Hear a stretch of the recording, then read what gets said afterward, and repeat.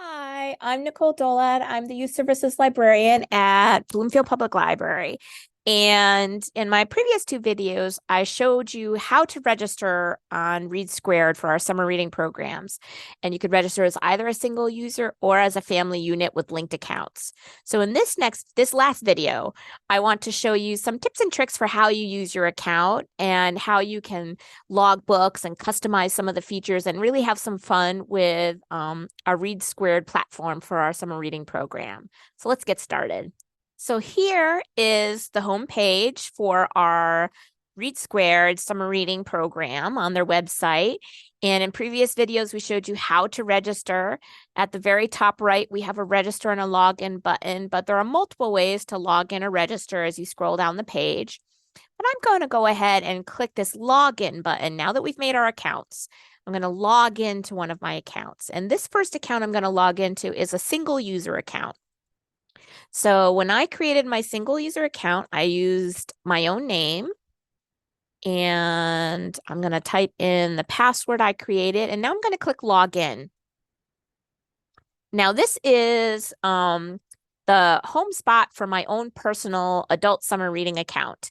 And there's a lot of features here for you to play with. Right over here on the right is a fun way to customize your avatar for your summer reading account. You would see this each time that you entered. So if I clicked change avatar, you can use a lot of different features by clicking the different arrows. So this arrow is going to let me add different people.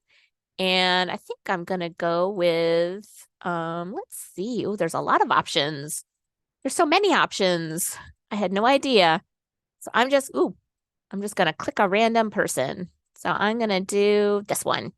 Kind of looks like a librarian. And you can choose the background. Oh, look, there was a library. And oh, maybe I want to be in a city. So that's going to be my avatar. So I'm going to click Save Changes. And now every time I log in, I will see that image. But you can keep changing your avatar as you go along. Change it to whatever you want. Now, most people are going to be very interested in logging books. That's an important piece of our summer reading programs. We want to make sure you're logging books that you've read so that you earn points and might get entered into some raffles for prizes at the end of summer. And there's a couple ways you can do that. You can click on the logging menu on the left, or you can simply click on this log button right here in the center of your screen. So I'm going to click log, and it offers a couple of different types of books to log. I'm just going to click books. And now it has a space for a book title and an author. You do need to enter some type of a book title, although if you can't remember the exact title, don't worry about that.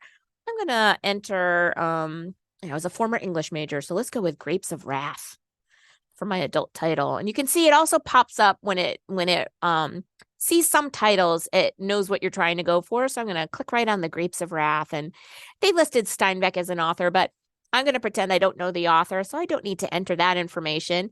It automatically puts the date that you're logging, and then you just click submit. And then we close that. And if you wanted to log a second title, go ahead and log a second title. I'm going to click this, and I'm going to say, Handmaid's Tale. And see, it came right up with it. Oops, it almost did. Let's go back here. Handmaid's. There we go. Handmaid's Tale. And again, I'm going to leave the author field blank. It's got the date. If you wanted to add a book review, you could. You could click this button. You could give it a starred rating. You could write some text. I'm going to go ahead and click submit. And now it shows you also that you're earning points as you enter titles. But now if I want to say, what books have I logged this summer so far? You're going to click logging history. And it will show you all the titles you've read. You can also download this log. This download log might be important to some of our youth summer reading participants in particular, because I know some schools and principals want a list of what you've read over the summer. And this is a very simple way to keep track and to also print out a list for your teachers in your school so they know exactly what you read over the summer. But now I want to show you a few of the other features. If you look over to the left, we have several options. If you click missions, missions are just, they're not required. They're just fun little mini challenges for you to give you some fun excursions over the summer. So if you click on the main tab, which is this community connections, it shows you that there are 10 activities. And if you click into that, you can see there are things like cook a dish from another culture, shop local when possible, try another mode of transportation, just some very simple missions. So let's say, last night I took a cookbook out of the library and I cooked my first Indian cuisine. So I'm going to click complete now. And I'm going to say complete activity. And now that one has come off of my main list and it'll be under the completed missions. And now, if you go over to the, I'm going to skip ahead and look at the game board. As you progress through different missions and log different amounts of books, you're going to move through this mission board until you've earned enough points to technically be finished with our summer reading program. But you can always keep reading and earning more points, even once you've technically reached that finish point. And the more books that you log, the more chances you have to win in our end of summer raffles. So I want to go back here to games because games are a fun thing. So all of these games are available for you to play. You can see that some of them still have a little lock image on them. As you read more books and earn more points, those games will become available to you. But to play a game, you simply need to click on the game you're interested in looking at, like so. And now this game has started, but I'm going to go back. I'm not going to play the game right now. Badges are things like the registration badge we earned. You might earn some additional badges as you read and earn more points. They would appear here. You can look at some sample reading lists here. But if you need to go to that main page and you're not sure what to do, go click home. And this will take you back to that first screen again. And it shows you your progress on the overall summer reading program over here as well. Now, I'm going to log out of this account and show you the differences between a single registration account and a family account. So here I am again on the main screen for READsquared. I'm going to click log in. And the family account I had created now, you want to register with your primary account information. So I did Mickey Dolat for this one. And I'm going to enter the password I created. I'm going to click log in. And now here is the start screen for my linked family accounts. This is the adult primary account information. And now if you look over here to the left, you'll see there's a special menu option called Reader Accounts. And it's got this drop-down menu. And if I click on this, here is where you can switch between your different accounts without having to log out and log into those accounts. It's a very easy way to switch between your different family accounts. Now, just like before, as an adult for this one, I can create an avatar of some kind, like so, and maybe that'll be my main avatar. If I wanted to, let me switch to our child account. And you can see that they also can create an avatar, and theirs will be different than the adult accounts. So they can do different things with their account. Actually, there we go. Let's do that. So that's my child's avatar. Now, just like with an adult, you can log books, but there's going to be a difference when you log any books if you're part of this linked account for families. So if I click log and I say books, you're going to see that it's going to list all of the linked accounts in this log screen. So let's say, for example, that as a family, you were reading Harry Potter and the Sorcerer's Stone together as a bedtime story. So you wanted to log, and you finished that book, and you wanted to log that activity for all family members. You can do that from this screen. So if I type in Harry Potter, and all of them come up, so I'm going to click Harry Potter and the Sorcerer's Stone. I know the author, so this time I'll enter it. I'll put J.K. Rowling. The date of activity is here. So now you have to select the accounts this particular reading log is going to apply to. And I know that my entire family read it together.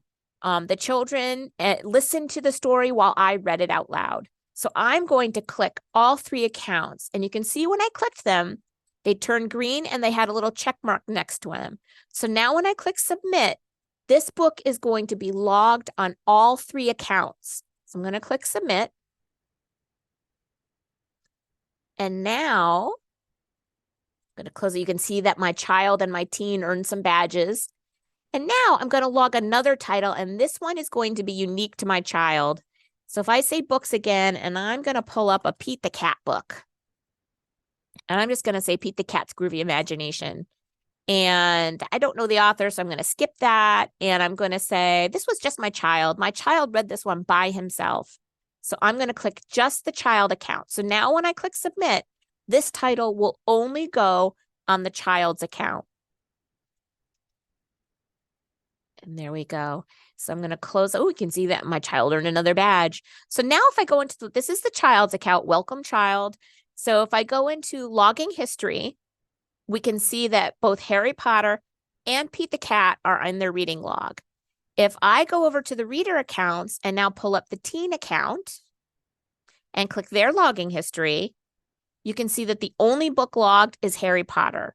So this is an important step if you are doing these linked accounts, because you want to make sure the right books get on the right reader accounts. So just be careful when you're logging that, you know, if a book is unique to a specific reader, that you are only checking their account when you're logging the book. But just like with our other adult accounts, when I was showing the single user information, you can pull up games. These games will be unique to each account. So these are the games that are available for the teen so far. If I went to the child account and did games, they would have a different set of games available. They can also track with different missions. Their missions are going to be a little different than the adult missions. So in this child account, if I click Kindness Counts, which is the central missions list, they have things like high five a friend, ask someone if they need help, draw a picture to give as a gift. So they're little missions. And again, these aren't required. They're just fun little benchmark activities to add some little nuances to your summer with each other. So that is most of the features of our summer reading account. And then when you're done, you can just click log out. So that was just some basic tips and tricks and information on how to use the account. As always, if you have any questions, feel free to ask our BPL staff. We are happy to help. You know, if you have any issues with logging in, or you've forgotten your password, or you just forgot how to use the games or some of the other features, we are happy to help explain those and walk you through how to use them. And I hope that you will join us this summer for our Find Your Voice summer reading program. Thank you.